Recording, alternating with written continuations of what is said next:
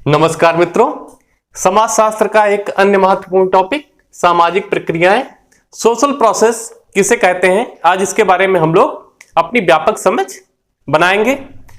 अब आपको सभी को पता है, समाज में व्यक्ति की बहुत सारी आवश्यकताएं होती हैं और उनको पूरा करने के लिए व्यक्ति समूह बनाता है, संगठन बनाता है, इत्यादि करता है और एक दूसरे का कभी कभी सहयोग करके अपनी आवश्यकताएं पूरा करता है तथा कभी कभी एक दूसरे के साथ संघर्ष करके अपनी आवश्यकताएं पूरी करता है।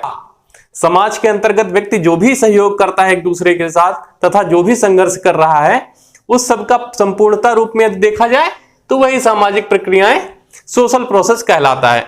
सामाजिक प्रक्रियाएं जो होती हैं वो दो प्रकार की होती हैं, एक सहयोगी सामाजिक प्रक्रियाएं, एक असहयोगी सामाजिक प्रक्रियाएं। सहयोगी सामाजिक प्रक्रियाओं में क्या होता है, व्यक्ति या व्यक्ति के समूह जो होते हैं वे एक दूसरे का सहयोग करते हैं और सहयोग करने के पश्चात अपनी आवश्यकताओं को क्या करते हैं, पूरा कर लेते हैं। असहयोगी सामाजिक प्रक्रियाएं वे होती हैं जिसमें व्यक्ति या समूह एक दूसरे के साथ असहयोग करते हैं और उसके परिणाम स्वरूप अपना लाभ प्राप्त करने की कोशिश करते हैं। सहयोगी सामाजिक प्रक्रियाओं में देखते हैं क्या क्या होता है।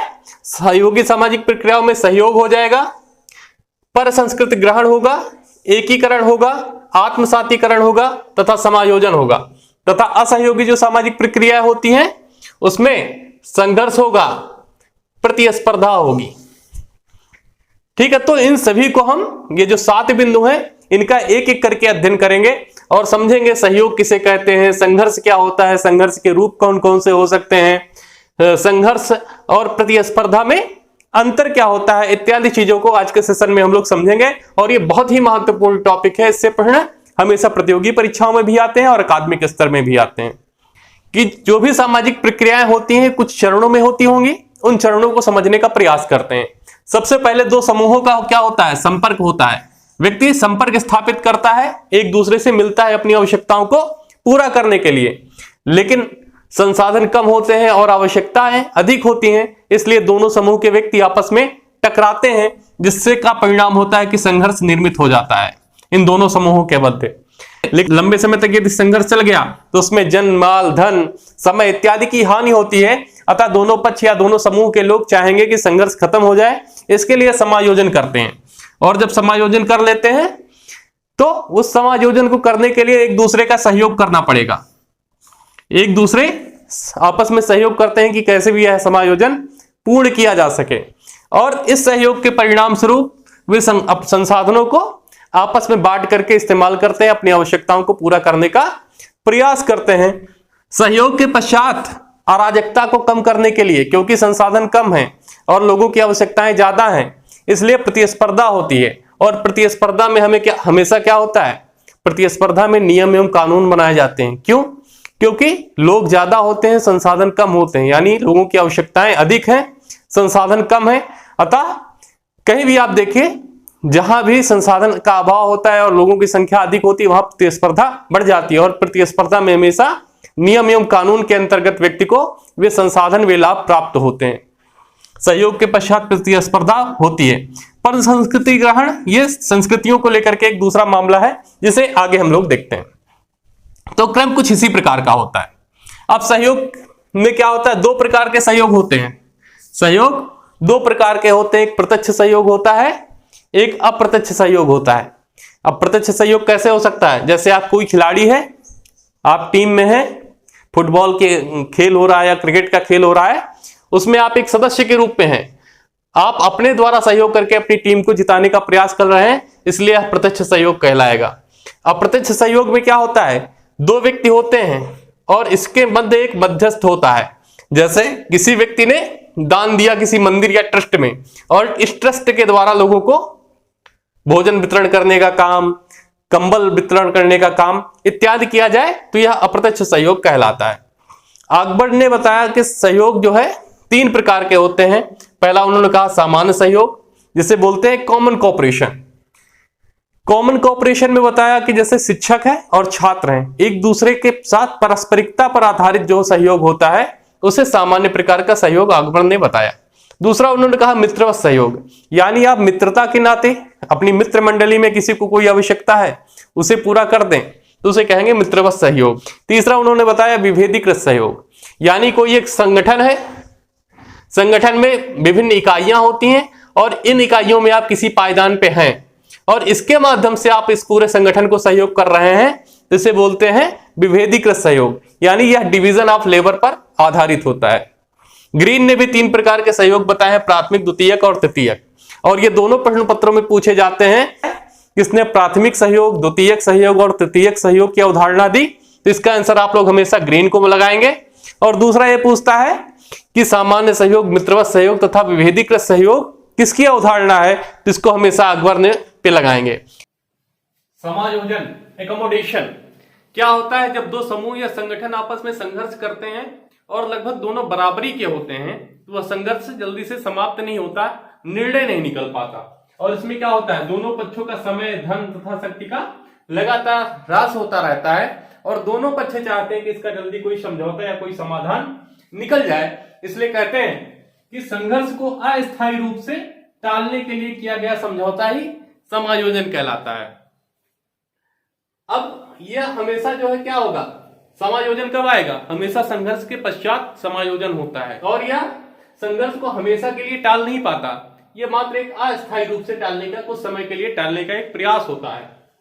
अब कह सकते हैं जो समायोजन होता है वो चेतन और अचेतन होता है, क्योंकि हम दिन प्रतिदिन के जीवन में बहुत सारे समझौते अपने जिंदगी के साथ, अपने मित्रों के साथ, अपने परिजनों के साथ व्यक्ति को बहुत सारे समझौते करने पड़ते हैं और वह जीवन जीने की एक कला भी है।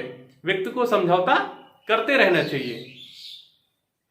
अब कहते हैं ना कि व्यक्ति को बहुत ज्यादा कठोर नहीं होना चाहिए, व्यक्ति को फ्लेक्सिबल होना चाहिए, जैसी परिस्थितियां देखें वैसा काम कर लेना चाहिए। अब आप एक डंडे की भांति, सूखे डंडे की समान अपना व्यवहार रखेंगे तो ये क्या करेगा, ये दूसरे को जो है तोड़ सकता है और इसको भी यदि इस पर भी प्रहार किया जाए तो स्वयं भी टूट सकता है। लेकिन आप एक रबड़ की तरह रहेंगे तो आप में फ्लेक्सिबिलिटी रहेगी, ना तो आप दूसरे को नुकसान पहुंचाएंगे ना स्वयं आपका कोई अहित कर पाएगा। इसलिए हमें बहुत रिजिड नहीं होना है, हमें फ्लेक्सिबल होना है, समय के अनुरूप अपने आप को परिवर्तित करने की कला आनी चाहिए, एडजस्टमेंट आना चाहिए। तथा इसमें समायोजन में प्रेम एवं घृणा दोनों की भावनाएं पाई जाती हैं। संघर्ष, कॉन्फ्लिक्ट, संघर्ष में क्या होना आवश्यक है, पहले या तो दो व्यक्ति या दो समूह होने चाहिए और दोनों एक दूसरे के विरोधी होने चाहिए। और विरोध क्यों होगा, विरोध उद्देश्यों को प्राप्त करने के लिए विरोध होता है। संघर्ष वह सामाजिक प्रक्रिया है जिसमें व्यक्ति या व्यक्ति समूह अपने उद्देश्यों को प्राप्त करने हेतु विरोधी के विरुद्ध सीधी हिंसा या हिंसा की धमकी का प्रयोग करता है, तो उसे हम लोग संघर्ष कहते हैं। तो इसमें दो बातें सामान्य है, यह वैयक्तिक होता है, जो हिंसा होती है वैयक्तिक होती है, यानी हमें हमारा विरोधी, हमारा प्रतिद्वंदी दिखाई पड़ता है। जो हिंसा होती है वह वैयक्तिक होती है, यानी हमें इसमें प्रत्यक्ष रूप से हमें अपना विरोधी इसमें दिखाई पड़ता है। यानी पहनाता है कि जो संघर्ष होता है या वैयक्तिक होता है या अवैयक्तिक होता है, तो हमेशा आपको वैयक्तिक मानना है, ठीक है, क्योंकि हमें हमारा विरोधी दिखाई दे रहा होता है। दूसरा, इसमें हमेशा सदैव हिंसा की भावना होती ही होती है, तो संघर्ष कहलाता है। संघर्ष में लक्ष्य महत्वपूर्ण होते हैं, यानी लक्ष्य प्राप्त करना अंतिम उद्देश्य होता है और लक्ष्य की प्राप्ति करने के लिए कोई नियम, कोई कानून इसको कोई मानने के लिए तैयार नहीं होता, इसकी कोई परवाह नहीं करता है। दूसरा ये कि जो संघर्ष होता है ये चेतन प्रक्रिया है, इसे हमेशा नोट कर लीजिए, चेतन और वैयक्तिक है संघर्ष। हमेशा प्रश्न पत्रों में आते हैं पढ़ने की संघर्ष किस प्रकार का है, तो दे देता है चेतन है, अचेतन है, वैयक्तिक है, अवैयक्तिक है। तो हमेशा वैयक्तिक और चेतन, क्योंकि यह जानबूझकर, सोच समझकर, होशो हवास में की जाती है, संघर्ष होता है, इसलिए हमेशा संघर्ष चेतन प्रक्रिया होती है। तथा यह सार्वभौमिक भी है, यानी यदि समाज है तो समाज में संघर्ष सदैव पाया जाएगा। उसकी मात्रा भले ही सहयोग की अपेक्षा न्यून होती है, लेकिन संघर्ष सभी जगह पे व्याप्त होता है, इसलिए यह यूनिवर्सल होता है। संघर्ष हमेशा यूनिवर्सल होता है और संघर्ष में निरंतरता का अभाव होता है। लंबे समय तक संघर्ष लगातार नहीं किया जा सकता और इसको समाप्ति के लिए तो समायोजन आता है, इत्यादि चीजें आती हैं। अब देखो संघर्ष कितने प्रकार से हो सकता है, यानी व्यक्ति व्यक्ति का संघर्ष हो सकता है, एक व्यक्ति का दूसरे व्यक्ति से संघर्ष, जिसे बोलते हैं इंडिविजुअल कॉन्फ्लिक्ट। दूसरा क्लास कॉन्फ्लिक्ट होता है, यानी एक वर्ग का दूसरे वर्ग से संघर्ष। महत्वपूर्ण काम किया है कार्ल मार्क्स का, वो अन्य कक्षाओं में हम लोग देखेंगे। तीसरा है कास्ट कॉन्फ्लिक्ट यानी जाति संघर्ष, एक जातियों का दूसरे जाति से संघर्ष, यह भारत में हमेशा प्रायः देखने को मिलता रहता है। अगला है रेशियल कॉन्फ्लिक्ट, इसका नेक्स्ट लेवल है रेशियल कॉन्फ्लिक्ट। यह पश्चिमी देश जैसे ही अमेरिका, श्वेत एवं अश्वेतों के मध्य हमेशा एक प्रकार का संघर्ष लगातार जारी रहता है, जिसे कहते हैं प्रजातीय संघर्ष। और अगले लेवल का है जो सबसे महत्वपूर्ण है इंटरनेशनल कॉन्फ्लिक्ट, यानी एक राष्ट्र दूसरे राष्ट्र से आपसी संघर्ष करते रहते हैं, उसके पश्चात समायोजन होता है, उनमें प्रतिस्पर्धाएं होती हैं इत्यादि। संघर्ष के बाद देखते हैं प्रतिस्पर्धा क्या होती है। तो प्रतिस्पर्धा में क्या होता है, दो या दो से अधिक व्यक्ति होते हैं, एक सीमित लक्ष्य या उद्देश्य होता है, उसको प्राप्त करने के लिए कुछ नियमों कुछ कानूनों के आधार पर व्यक्ति प्रयास करता है, तो उसे प्रतिस्पर्धा कहते हैं। देखते हैं, दो या दो से अधिक व्यक्तियों में सामान्य उद्देश्य को पाने के लिए, दो या दो से अधिक व्यक्तियों में सामान्य उद्देश्य को पाने के लिए जो प्रयत्न किया जाता है, इसको प्रतिस्पर्धा कहते हैं। संसाधन इतने सीमित होते हैं कि सब उसे प्राप्त नहीं कर सकता, यानी जिस संसाधन को प्राप्त करने का प्रयत्न कर रहे हैं वो इतने सीमित हैं कि सभी व्यक्ति उसे प्राप्त नहीं कर पाते हैं। और यह महत्वपूर्ण है, वेबर ने कहा प्रतिस्पर्धा शांतिपूर्ण संघर्ष है, और सदैव प्रश्न आता है किसने कहा प्रतिस्पर्धा शांतिपूर्ण संघर्ष होती है, तो मैक्स वेबर इसके आंसर होंगे। तो पीसफुल कॉन्फ्लिक्ट यानी कॉन्फ्लिक्ट होता है लेकिन शांतिपूर्ण तरीके से होता है। अब देखते हैं कि प्रतिस्पर्धा हमेशा अवैयक्तिक होती है, जबकि इसमें हम अपने प्रतिद्वंदियों को सामने से नहीं जान पाते हैं, जबकि संघर्ष में हमें बिल्कुल पता होता है कि यह हमारा विरोधी है। इसमें लक्ष्यों को प्राप्त करने के लिए कुछ नियम बनाए जाते हैं, जैसे कि सभी को जो है आईएएस अधिकारी बनना है, यानी व्यक्ति अधिक है लेकिन आईएएस अधिकारी की पोस्टें कम है, यानी संसाधन या लक्ष्य कम है। तब उसके लिए नियम क्या बना दिया गया कि आपको यूपीएससी द्वारा निर्धारित परीक्षा को पास करना है, उसके पश्चात आप जो है आईएएस के पद को प्राप्त कर पाएंगे। यानी प्रतिस्पर्धा के अंतर्गत नियम बनाए जाते हैं। और प्रतिस्पर्धा की तरह हमने बताया था आपको, संघर्ष भी सार्वभौमिक है और प्रतिस्पर्धा भी सार्वभौमिक ही होती है, क्योंकि प्रत्येक स्थानों पर प्रतिस्पर्धा पाई जाती है।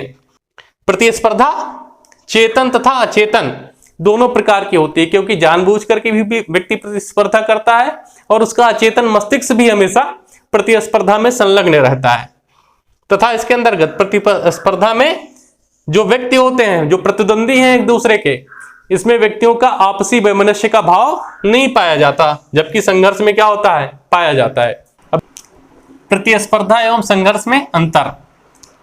संघर्ष क्या होता है, संघर्ष वैयक्तिक होता है, जबकि प्रतिस्पर्धा अवैयक्तिक होती है, क्योंकि इसमें व्यक्ति दिखाई देते हैं जो हमारे विरोधी होते हैं, इसमें नहीं दिखाई पड़ते हैं। ठीक है, इसमें निरंतरता नहीं पाई जाती, कोई भी संघर्ष लंबे समय तक नहीं किया जा सकता, जबकि प्रतिस्पर्धा निरंतर चलने वाली प्रक्रिया होती है।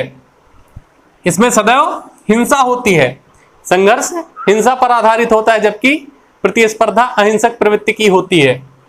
संघर्ष होता है वह हमेशा चेतन होता है, जबकि प्रतिस्पर्धा चेतन एवं अचेतन दोनों होती है। इसको हमेशा ध्यान रखिएगा, संघर्ष चेतन होता है जबकि प्रतिस्पर्धा चेतन तथा अचेतन दोनों होती है। संघर्ष में नियमों का पालन नहीं होता है, लक्ष्य महत्वपूर्ण होते हैं, नियम महत्वपूर्ण नहीं होते। संघर्ष में नियम की परवाह नहीं की जा सकती, लेकिन जो प्रतिस्पर्धा होती है उसमें नियम एवं कानून बनाए जाते हैं और उनका पालन करना अनिवार्य होता है। बिना नियमों को पालन किए आप जिस लक्ष्य को प्राप्त करना चाहते हैं, जिस आवश्यकता को प्राप्त करना चाहते हैं, वो नहीं प्राप्त हो सकते, इसलिए नियम आवश्यक हैं। जो संघर्ष होता है उसमें स्वार्थ की पूर्ति के साथ साथ चाहता है व्यक्ति कि हमारे विरोधी की हानि भी हो जाए, यानी विरोधी को भी नुकसान पहुंचाने का प्रयास करता है संघर्ष में। लेकिन जो प्रतिस्पर्धा होती है केवल यह अपने स्वार्थ पूर्ति पर आधारित होता है, प्रतिस्पर्धा केवल अपने स्वार्थ की पूर्ति करना चाहती है।